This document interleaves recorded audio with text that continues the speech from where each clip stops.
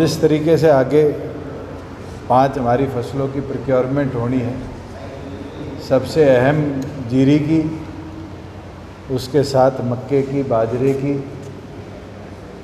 Cotton की और sugar cane की। इसके लिए पिछले दिनों ये फैसला भी लिया गया था, एक तो वेरिफिकेशन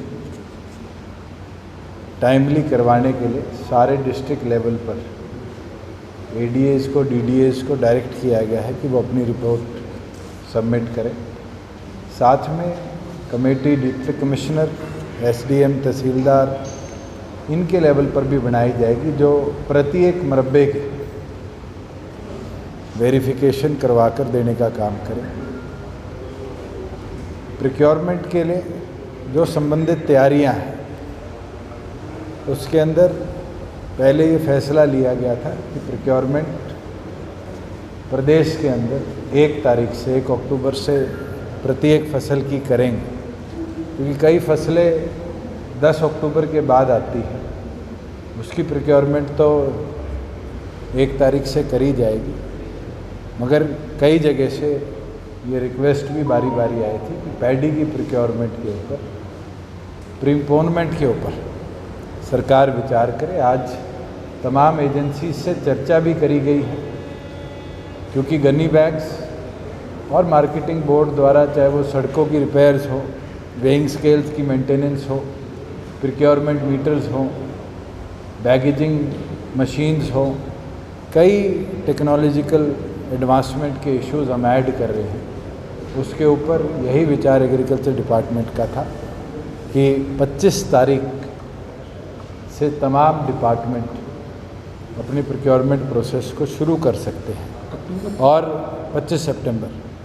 और उसके लिए क्योंकि प्रोक्योरमेंट पीडीएस के अंदर जो होनी है वो फूड एफसीआई के द्वारा होनी है, इसलिए हम केंद्र सरकार को ये पत्र लिखेंगे कि हमें परमिट किया जाए कि 1 तारीख की बजाय उसको 6 दिन एडवांस कर 25 तारीख से हमें परमिशन दी जाए कि हम पैडी की प्रोक्योरमेंट करेंगे।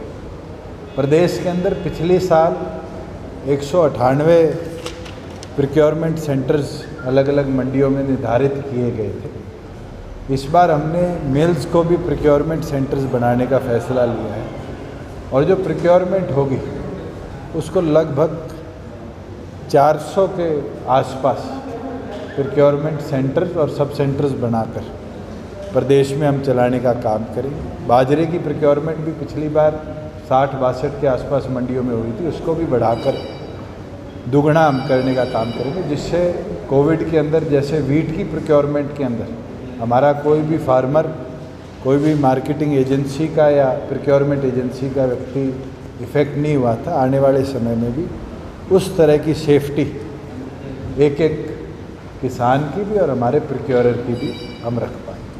हमारा प्राथमिक उद्देश्य यही है कि अच्छे ढंग से टाइमली एक एक फार्मर की एक एक प्रोड्यूस को हम प्रोक्योर करें।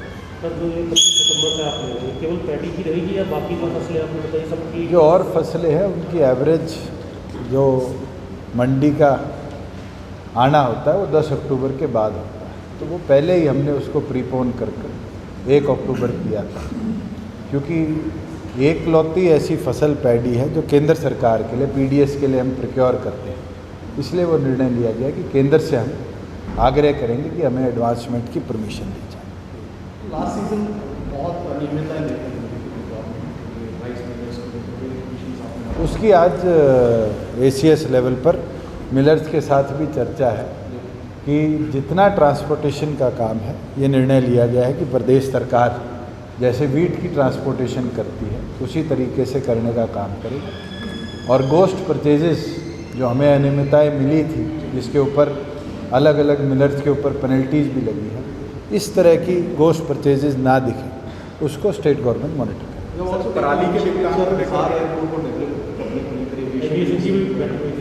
हिसार एयरपोर्ट के अंदर जहाँ इन्वायरमेंटल क्लियरेंस से एक चीज़ हमें दिखी कि जो उसके अंदर इन्वॉल्व नहीं हो रही थी टैक्सी वे बनाने की, उसका कंस्ट्रक्शन का काम शुरू हो चुका है।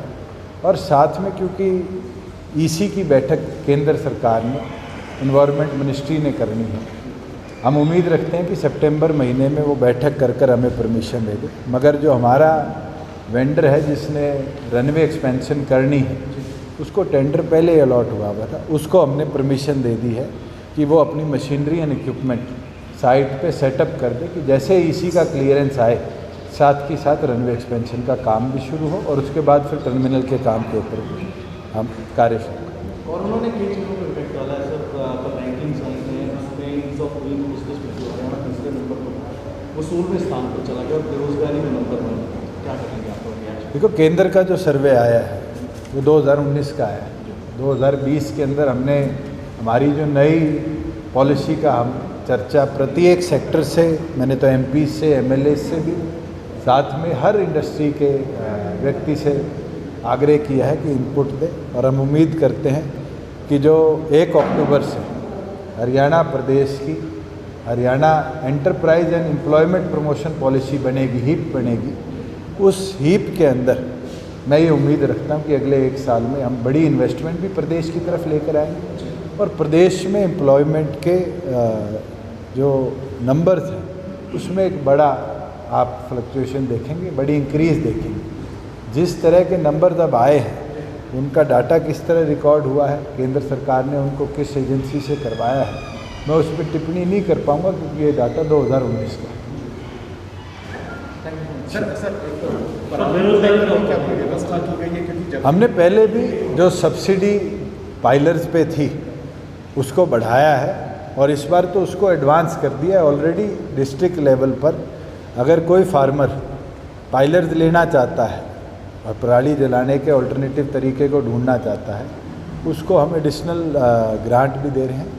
और जैसे पिछले साल हमने प्रोक्योर भी किया था, ज़रूरत पड़ेगी तो हम उसी पैटर्न पे इस साल भी पराली वेस्ट को प्रोक्योर कर रिन्यूएबल एनर्जी की ओर डाइवर्ट करें। Thank you.